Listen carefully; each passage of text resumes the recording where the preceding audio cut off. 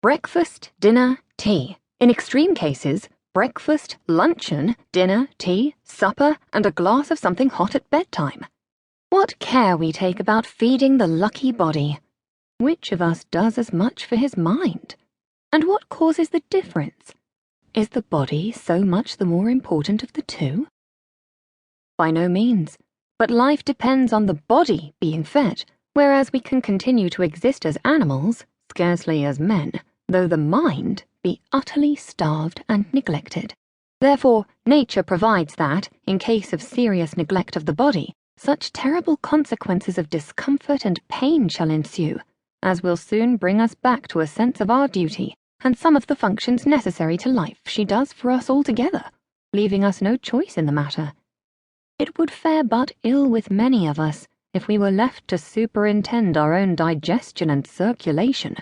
"Bless me," one would cry, "I forgot to wind up my heart this morning. To think that it has been standing still for the last 3 hours." "I can't walk with you this afternoon," a friend would say, "as I have no less than 11 dinners to digest. I had to let them stand over from last week, being so busy, and my doctor says he will not answer for the consequences if I wait any longer."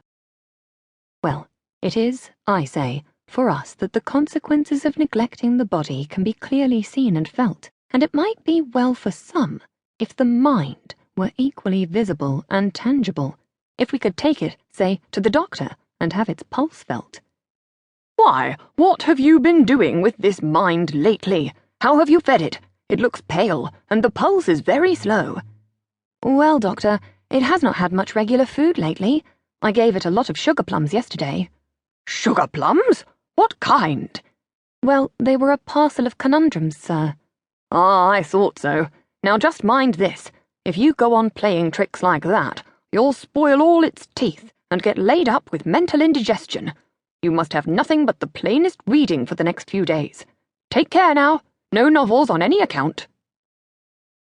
Considering the amount of painful experience many of us have had in feeding and dosing the body, it would, I think, be quite worth our while to try and translate some of the rules into corresponding ones for the mind.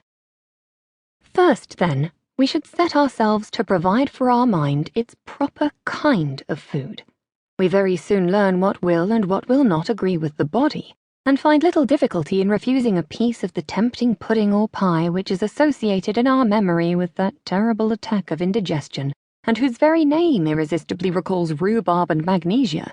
But it takes a great many lessons to convince us how indigestible some of our favourite lines of reading are, and again we make a meal of the unwholesome novel, sure to be followed by its usual train of low spirits, unwillingness to work, weariness of existence, in fact, by mental